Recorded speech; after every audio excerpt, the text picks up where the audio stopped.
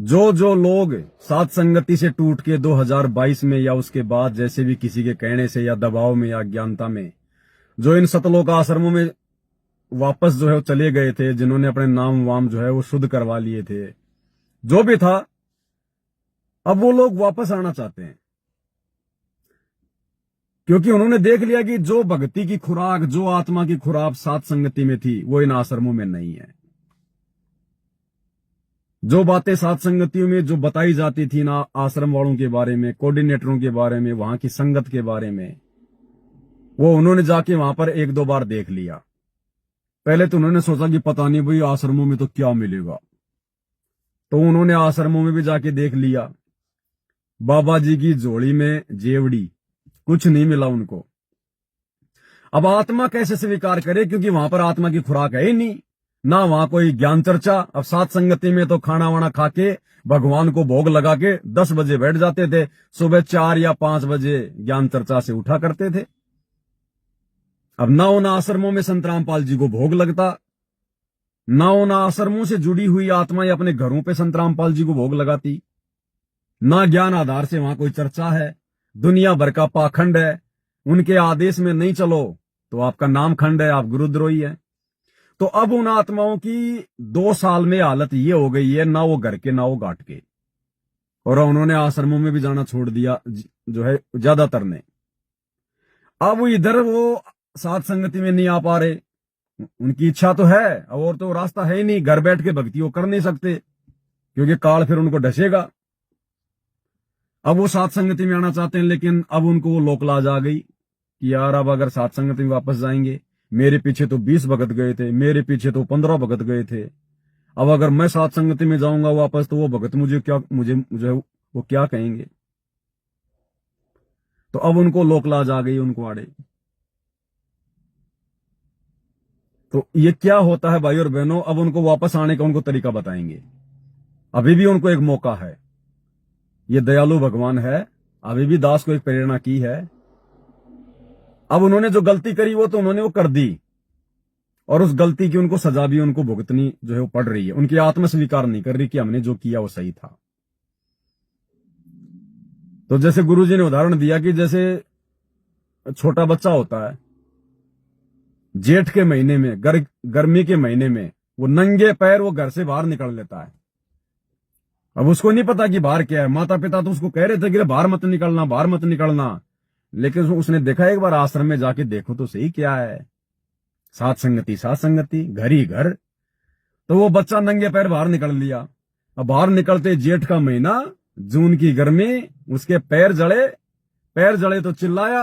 अब बच्चे के पैर कोमल, नए नए भगत थे सारे, अब बच्चे के पैर जड़े कोमल कोमल। अब 2-4 बार तो पैरों को ऊपर नीचे किया, लेकिन वो कितनी बार ऊपर नीचे करेगा। फिर गुरुजी ने कहा कि वो बच्चा फिर जमीन पे गिर गया। अब उसने वो चड्डी उसने पहन नहीं रखी होती क्योंकि वो छोटा बच्चा होता है, तो पहले तो जड़े उसके पैर और फिर वो नीचे गिरा, फिर जड़े उसके चुतड़। गुरुजी ने कहा, ऐसा शब्द मैं नहीं कह रहा भाई, अब तुम्हें पता चल गया शरीर क्या है, शरीर की क्या अवस्था, हाड़ मांस का ये जो है ये पुतला है। चाहे उसको पिछवाड़ा कह दो, चाहे जो है उसको जो है मतलब जो मर्जी बोल दो उसको, तो मालिक ने यही शब्द यूज लिए, इसलिए मैं आपको बोल रहा हूं। तो पहले तो जड़े उसके पैर और बाद में फिर वो नीचे जो है गिर गया, फिर उस गरम गरम मिट्टी के ऊपर फिर जड़े उसके वो चुतड़। तो पहले तो इन भक्तों ने ये गलती कर दी साथ संगति छोड़ के, और फिर चले गए उधर जाके देखा रहे यहाँ तो कुछ नहीं है, कुछ भी लेना देना नहीं है यहाँ तो। अब उनकी स्थिति हो गई उस बच्चे जैसी। लेकिन माँ बाप तो बड़े दयालु होते हैं, दौड़ के उसकी आवाज को सुन के और उसको उठा के ले आते हैं। तो भाई परमात्मा दास को प्रेरणा की है, क्योंकि मालिक को भी पता है कि जो गलती हो गई वो तुम लोगों से हो गई भाई। अब देखो भाई और बहनों, अब तुम सीधे सीधे वहां से तुम वापस नहीं आ सकते अब, क्योंकि तुम्हारे ऊपर एक जुमल की फाउंडेशन हो गई। अब यही तो होता है, गांव में कहावत है, वो थोड़ी अश्लील है, आप लोगों को नहीं यहाँ पे बोल के हम सुना सकते हैं, कुछ मर्यादाएं हैं शब्दों की, लेकिन आपको वैसे बता देता हूं, जो शाना आदमी होता है ना वो 2 बार ठगाता है। शाना आदमी होता है ना वो 2 बार ठगाता है। अब आप उधर चले गए साथ संगति छोड़ के, वहां जाने के बाद में मैं गुरुजी से वीडियो पे बात करूं, मैं गुरुजी का वीडियो कॉल सुनूं। आप वहां चले गए, जोश जोश में कह दिया गुरुजी हम उसको छोड़ के आ गए, गुरुजी हमने छोड़ दी साथ संगति, गुरुजी हम उसके साथ में थे। तो ये परीक्षा का समय था, तुम समझ नहीं पाए। अब गुरु ने तुम्हारे को फिर क्या दिया आदेश कि बच्चों वहां कुछ नहीं, कोई लेना देना नहीं, फलाना दिखना, नाम शुद्ध करवा लो और अपनी भक्ति करो, उधर मत जाना दोबारा। अब तुम आ नहीं सकते वापस। अब यदि क्योंकि तुम्हारा मन तो उधर लग नहीं रहा, देख लिया तुमने, ज्ञान आधार है नहीं वहां पे, आत्मा की खुराक है नहीं, लेकिन तुम गुरुजी के आदेश में बंध गए। ये तुम्हारी शानपत ने तुम्हारे को पिटवाया है। शाना आदमी 2 बार ठगाता है, ये तुम्हारी शानपत। अब तुम्हारे को गुरुजी ने अपने शब्द में बांध दिया। अब अगर तुम बिना गुरु के कहे, अगर तुम जब तक तुम्हें गुरु उधर से वापस नहीं निकालेगा तब तक तुम यदि साथ संगति में आते हो तो फिर तुम हो दोगले, फिर तुम ना घर के ना घाट के, फिर तुम कहीं के नहीं रहोगे। क्योंकि अब तुम्हें गुरु ने बांध दिया कि बेटा नाम शुद्ध करवा ले और अपनी भक्ति कर, वो गलत है, साथ संगतियां ऐसी है वैसी हैं। तुम गुरु के वचन में बंध गए। अब गुरु ही तुम्हें निकाल सकता है वहां से, दूसरा रास्ता नहीं है। अब गुरु तुम्हें वहां से निकालेगा कैसे?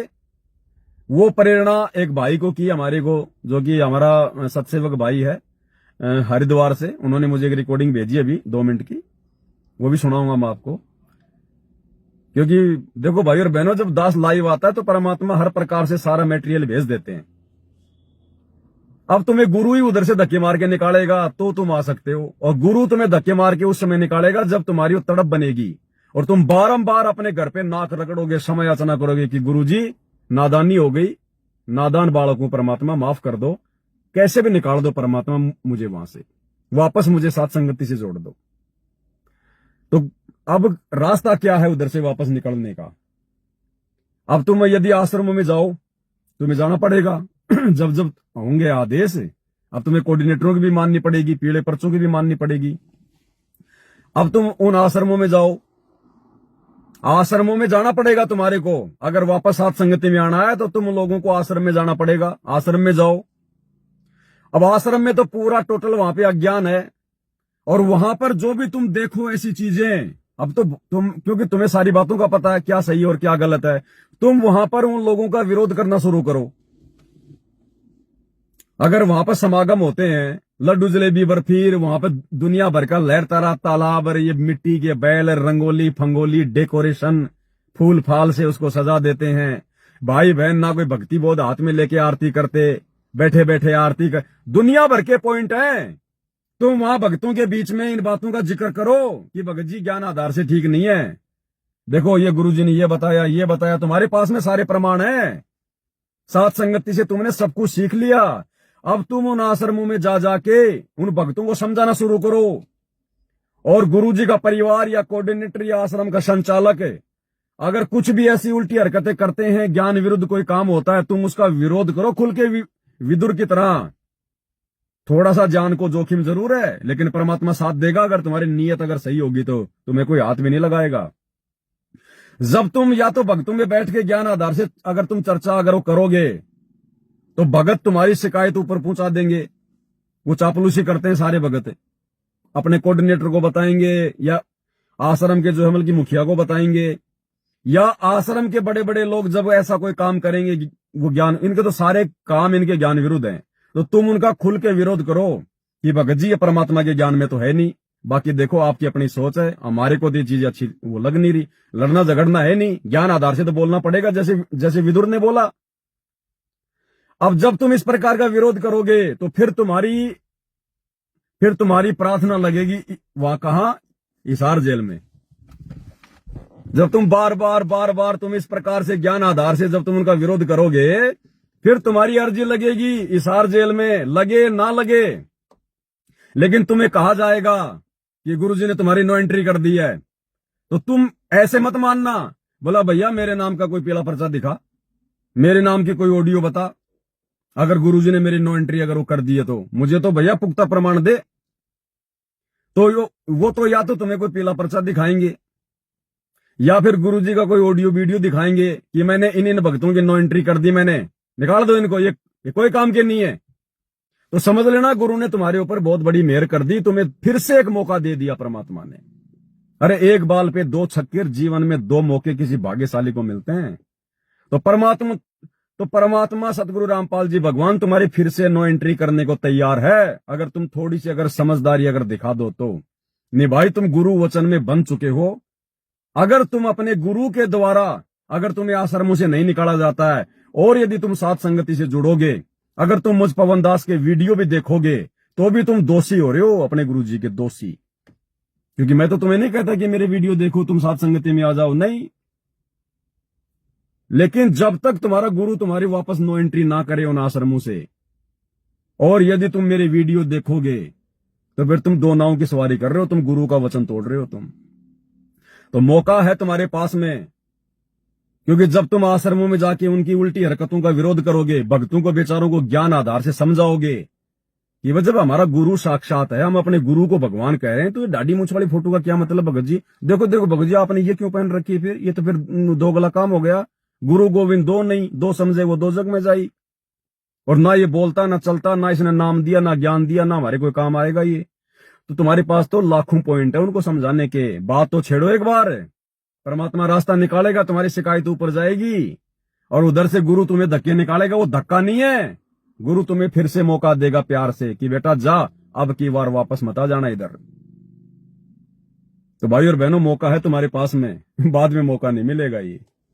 बाकी तुम्हारी मौज, तुम्हारी मर्जी। तुम्हारे को वापस साथ संगति में आने का तो मैंने तरीका बता दिया। अगर तुम वैसे साथ संगति में आओगे सीधे, तुम गुरु जी के दोषी बनोगे। ये ज्ञान आधार की भक्ति है, हमने कोई सेना नहीं जोड़नी। और बाकी तो अगर तुम आओगे तो हमें तो कोई ऑब्जेक्शन नहीं है, हमारे लिए तो तुम आज भी हमारे भाई हो। कजोड़ भगत जी जयपुर वाले, उन्होंने हमारे साथ में धोखा किया, टाटा सफारी गाड़ी उठा के ले गए, धोखे से ले गए। कोई बात नहीं, आप किसी भी साथ संगत वाले से पूछ सकते हो, किसी भी साथ संगत वाले से। 2 साल हो गई आपको गाड़ी उठा के लेके गए हुए धोखे से। अगर मैंने उस बात का जिक्र कहीं भी साथ संगति में किया हो, किसी के आगे भी किया हो, आपकी मैंने कहीं कोई बुराई करी हो, कुछ भी बोला हो, नहीं। हम अपने परमात्मा भी विश्वास करते हैं, मालिक ने उससे भी लाख गुना बढ़िया गाड़ी दे दी। तो हमारा आपसे कोई राग द्वेष नहीं है। अगर हम राग द्वेष करेंगे फिर काहे कि हम सत्सेवक। एक शत्रु एक मित्र है, भूल पड़ी रे प्राण। आपके कर्म आपके पास, हमारे कर्म हमारे पास में। किसी के बारे में नहीं। वो राहुल था, बंबई वाले थे, 5-7 लाख रुपए उन्होंने मेरे वहीं रख लिए सेवा के। पता नहीं क्या किया क्या नहीं किया। हमने किसी के बारे में कुछ नहीं कहा। खाली एक बार जिक्र मैंने जरूर किया, मैंने जेल से आते ही, क्योंकि भाई संगत का पैसा था, संगत की सेवा से आई थी गाड़ी, बताना तो जरूरी था। इधर तो आपके कर्म बन रहे थे, उधर वो गाड़ियां घूम रही है राजनीति में, जाटों के भवन बनवाने में, उल्टे सीधे कामों में। तो कर्म तो फूटेंगे तुम्हारे। तो एक बार तो बोलना जरूरी था, मैंने वीडियो बना दिया।